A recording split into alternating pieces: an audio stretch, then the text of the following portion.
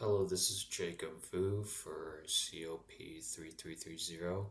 This will be my submission for assignment 4, which is the container classes for assignment 3. So let's just start quickly. I'll open the header file from my file.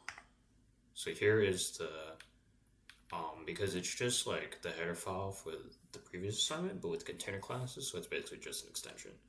So we can ignore this task class. And then here we have the container file called list. I have the string operator overload, search operator, stuff like that. You see it has the task pointer called task, which is basically the name for the dynamically allocated array that we will use.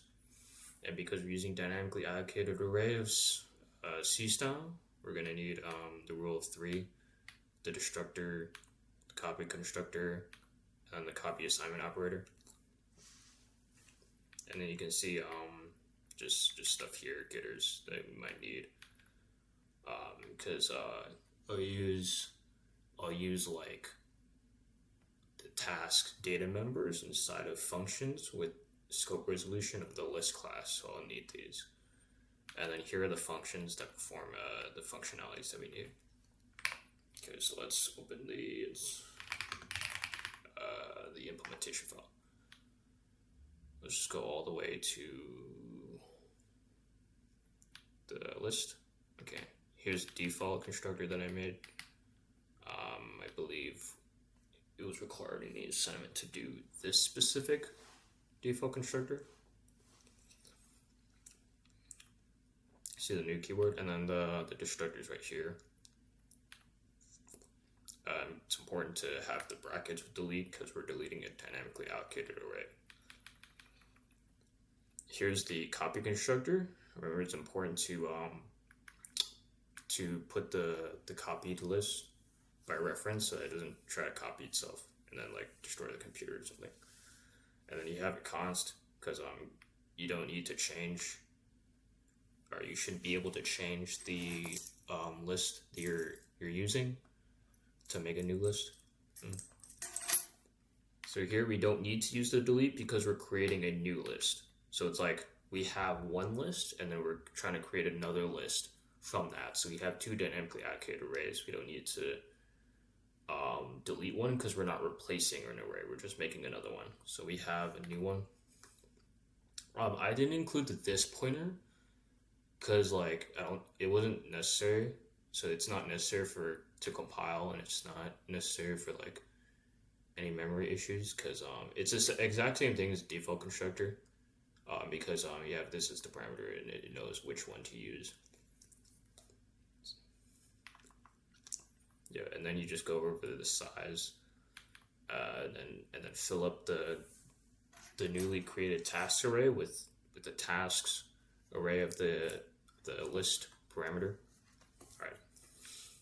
The copy assignment operator. Yes, copy assignment operator. It's important, like most other operator functions, to have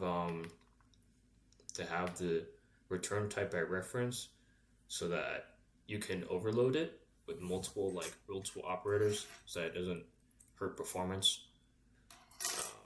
Yeah, here is const because you shouldn't be able to change the list if you're going through it, and then you pass the list by reference for the same reason as the reason for the return statement performance. Okay, so this is important. I did it a little differently compared to how we usually do it in class, but you see if this pointer is equal to the reference of the list, with that list being this, it's not the base class, so that means that this is referring to a list that is passed into the function. So this means that this pointer, if it's the memory address, I believe, is the same as the memory address of the reference list, then it will assign to itself, and you shouldn't be able to do that.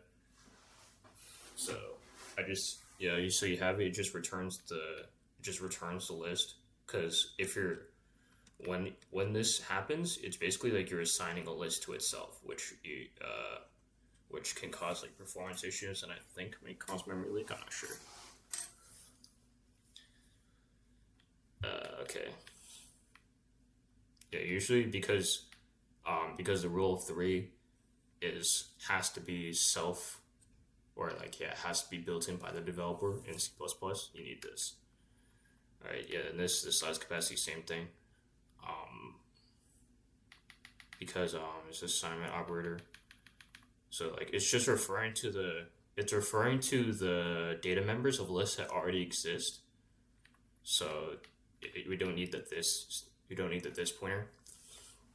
But because it already exists and it already has a tasks array that we need to replace, so we have to delete that and then it create a new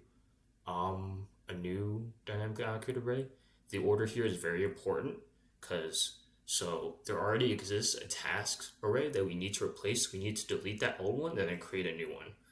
So it's like if you create it first, then you'd have two, and then you just delete one, which is not good. And then same thing here, we just fill the array up, and then you return this. You return the base class. And keep in mind that you use the star as a dereference when you're using it on a pointer that's already been initialized. So it returns the base class, not the pointer to the base class, which is important because you want it to assign a deep copy. Okay, yeah, these getter functions aren't complicated. It's important that the return type is task pointer, not just task, because it's supposed to return a pointer. All right, here's the add task functionality. So yeah, it's supposed to add it's like add some tasks to the list. So a task in this scenario is like a value or like an object within an array. So we think of it like that. So here's the SAT path where the size is equal to the array. So we must increase the size of the array. Okay, so here I have the capacity. Note that this capacity is one of the data members, and that's very important. You need to increment the data member and not just some random variable that acts as the capacity, because you need it so that it changes the actual values of the list class or the list object that you're using. And I learned that the hard way. I had to debug that for like a few minutes until I realized I wasn't actually incrementing the capacity. It was just creating a new array with with a new capacity, but it didn't actually increase the list object size. So so here's the new array that we use with the new size or new capacity. Okay, and then yeah, it's important here that this for loop to add the tasks in with add the task into the new array. It must be the original size, not the new size, because if you were to add if you were to put this to the new size, then it would try to add in values that aren't initialized in the old array, which is the tasks, which is this one. So that's very important. Otherwise, you'd probably get a segmentation fault. All right, and then we set our tasks data member to the new task, and for that we have to delete the old one because we're setting it to it's basically like we're setting up the task pointer to a to the new dynamically allocated array, and we need to delete it because if you would assign this, if it was already assigned to an array, then yeah, it would be assigned to two arrays, which is not good. Two dynamically allocated arrays. I'm not sure if that yields a compilation error. Probably not, but it will most definitely yield a memory leak. And then here, this is like short form notation. So it says it gives the tasks,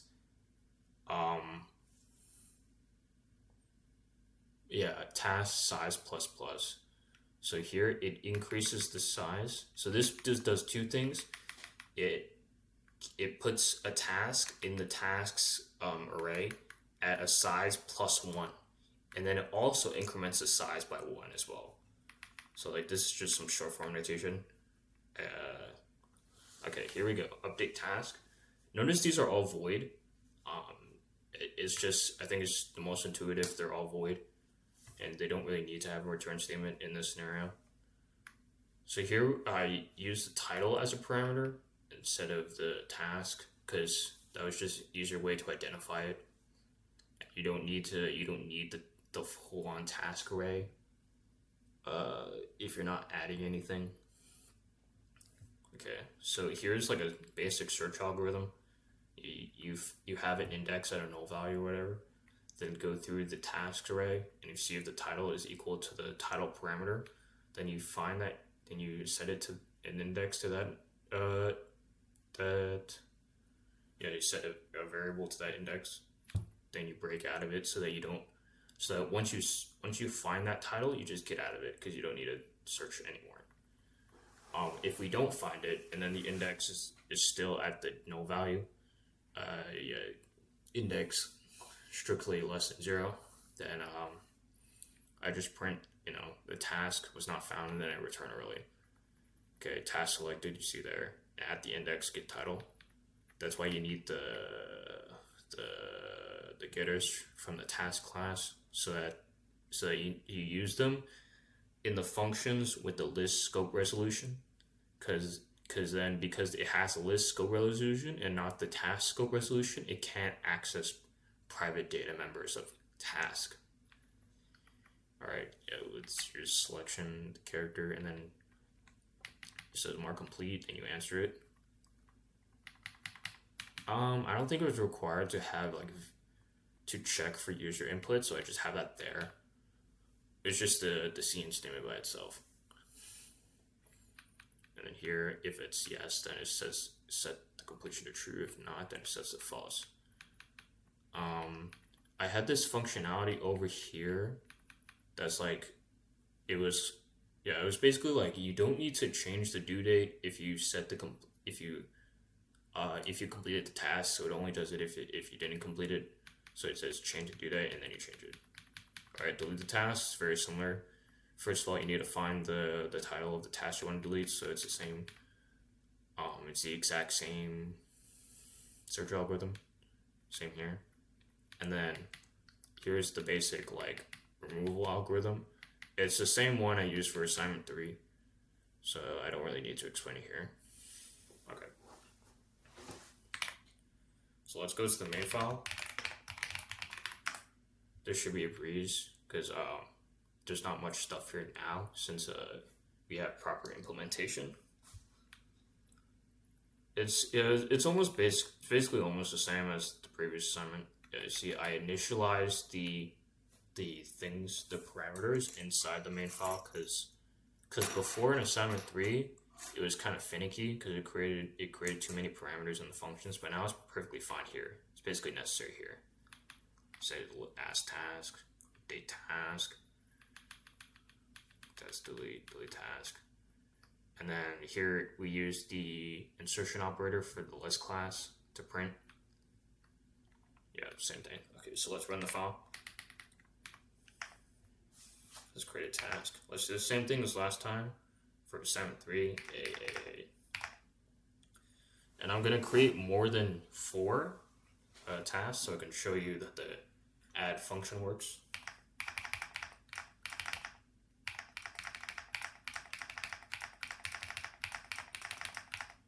Okay, so we created I think 6 tasks. So let's print the task. All right, there it is. Oh, that's 7. Oops.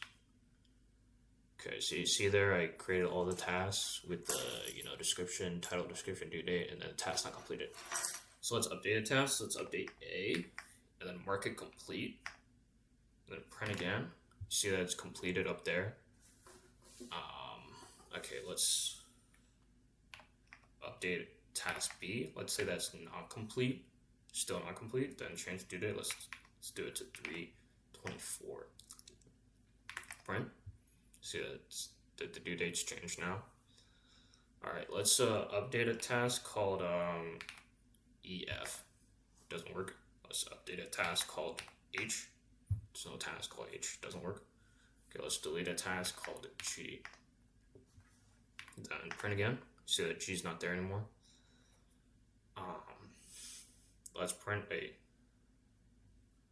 Let's go E. Yeah. So okay, let's delete a task called E1. Couldn't find it there. Okay, that should be it. So we demonstrated all the functionalities of this. It's basically the exact same as assignment 3. I just want to make sure that it actually works.